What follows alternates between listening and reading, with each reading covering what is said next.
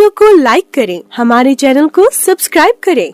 इस वीडियो को लाइक करें, हमारे चैनल को उसने ज़ैन को राबिया के घर उसे बुलाने भेजा और ख़ुद अल्लाह से खैर की दुआ करने लगी। अचानक दरवाज़े पर दस्तक हुई, साथ ही बिजली कड़की और घर के खिड़कियां दरवाजे ज़ोर ज़ोर से हिलने लगे, जैसे कोई बहुत बड़ा तूफ़ान आ गया हो। वो घबराई हुई सी दरवाज़े पर पहुंची तो आने वाले का चेहरा देखकर खुशी से खिल उठी और अगले ही लम्हे उदास हो गई। बख्तावर का इंतज़ार ख़त्म हो चुका था।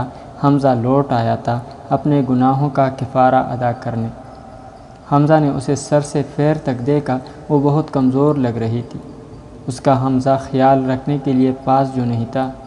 दोनों साकत खड़े एक दूसरे को देखते रहे। हमज़ा ने बाजू पिला दिए। इक़रा का दिल चाहा कि उससे लिपट कर अपने सारे दर्द सुनाए जो उसकी गैर मौजूदगी में सहते, मगर वो करीब ना गई, क्योंकि उसी के गुनाह की सज़ा अब उसे और उसके बच्चों को सारी ज़िंदगी भुगतनी थी। वह अंदर जाने के लिए मुड़ गई। हमज़ा उसके बेरुखी व हैरान सा उसके पीछे अंदर चला गया। गेट उनके जाने के बाद अपने आप लाख हो गया। हमज़ा ने इक़रा का हाथ थाम कर कहा, कैसी हो तुम? इक़रा ने नाराज़गी से उसे घूरा और अपना हाथ छुड़ा लिया। इतनी बेरुखी किस बात पे? उसने पूछा तो इक़रा ने गुस्से से कहा, मक्कार हैं आप, झूठे हैं। झूठ बोलकर मुझसे शादी की, हालांकि आप पहले से शादीशुदा थे और अपनी बीवी के कातिल भी। मुझसे हर बात छुपाई, धोखा दिया मुझे। हमज़ा की आंखें नम हो गई। सच ही तो कह रही थी वो। एक गलत शख्स का इंतखाब करने की सज़ा मेरे साथ हमारी औलाद भी भुगतेगी। हमज़ा ने सर झुकाकर कहा, तो तुम्हें पता चल गया? इक़रा, अल्लाह की कसम मेरा दिमाग मेरे कंट्रोल में नहीं था उस वक़्त। मुझे पछतावा है अपने किए पर। तुम प्लीज़ मुझसे इस तरह खफा न हो, मैं बर्दाश्त नहीं कर सकता। उसने जज्बाती होकर दोबारा इक़रा का हाथ थाम लिया था। उसके जिस्म की हरकत से महसूस हो रहा था कि वो तकलीफ़ में है।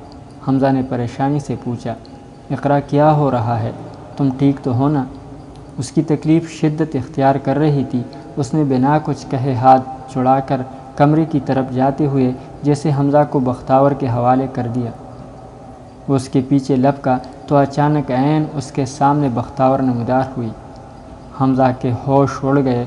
उसने लरजती ज़ुबान से कहा, बख्तावर तुम? बख्तावर ने जहरीली नज़रों से उसे देखते हुए कहा, हाँ मैं।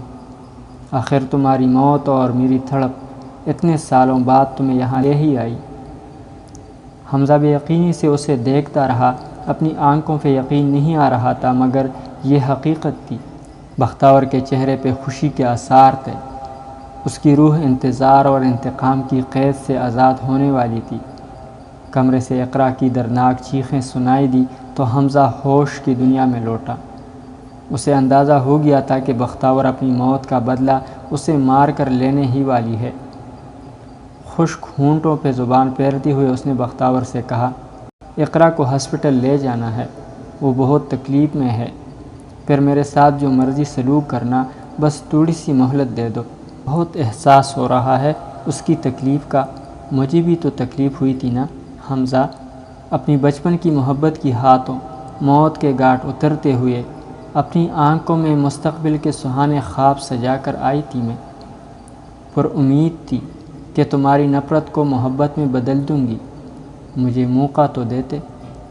बख्तावर ने दर्द से रुंधी आवाज़ में कहा तो हमज़ा के दिल में ठेस उठी। जानता हूँ मैं बहुत बुरा हूँ बख्तावर, माफ़ी के काबिल नहीं। अपने हाथों से जान ले लो मेरी, शायद ऐसे मेरे गुनाह का मदावा हो सके। बख्तावर की आंखों में खून उतर आया। उसने दोनों हाथ हमज़ा की गर्दन के गिर्द मजबूती से लपेटे और कहा, इतने मासूम मत बनो। अच्छी तरह जानती हूँ कितने सपाक हो तुम। सगी माँ की भी परवाह नहीं की, मेरे बाप के एहसान तक भूल गए। हमज़ा की सांस उकड़ने लगी। अचानक कमरे से बच्ची के रोने की आवाज़ आई तो बख्तावर ने आंखें बंद करके अंदर का मंज़र देखा।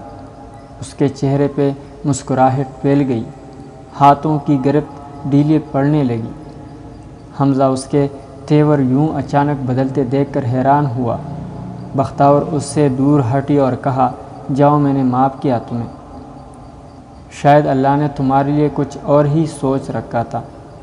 ایک بات ماننا میری، شادی کے نام پر اپنی بیٹی کو اپنے جیسے کسی وحشی کے حوالے مت کرنا۔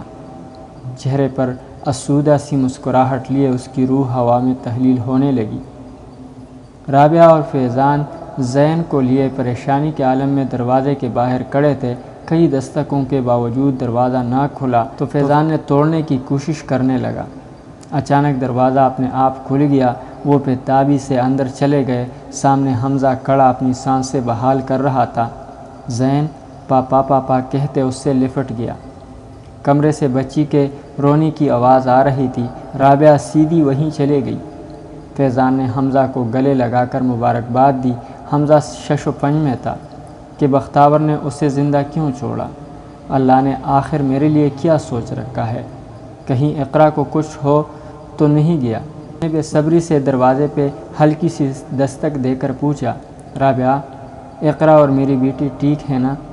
کوئی جواب نہ آیا تو وہ اندر چلا گیا۔ رابعہ اس کی بیٹی کو اٹھائے حیرت کی مورت بنے کھڑی تھی۔ اس نے بستر پر پڑی اقرا کا ہاتھ نبض چیک کرنے کے لیے پکڑا تو اس نے آنکھیں کھول دی۔ اپنے سہاگ کو سلامت دیکھ کر اقرا کی آنکھوں میں خوشی کے آنسو آ گئے۔ اس نے دل میں اللہ کا شکر ادا کیا کہ بختاور کو ان پہ رحم آ گیا۔ رابعہ نے بچی ان کو پکڑائی تو اسے دیکھ کر دونوں دنگ رہ گئے۔ گہرا سانولا رنگ، موٹی سی ناک، ہو بہو بختاور جیسی شکل تھی۔ جو چہرہ دیکھ کر کبھی حمزہ کو افکائیاں آتی تھی، آج اس نے ویسا ہی چہرہ چوما تھا۔ اسے اپنی بیٹی پہ بے پناہ پیار آیا۔ اقرا نے اس کے کندھے پہ سر رکھ کے کہا، اس کا نام ہم بختاور رکھیں گے۔ حمزہ مسکرا دیا۔ ان کی خوشیاں لوٹ آئی۔ ناظرین، امید کرتا ہوں کہانی پسند آئی ہوگی۔ اگلی کہانی تک اجازت چاہتے ہیں۔ اللہ حافظ۔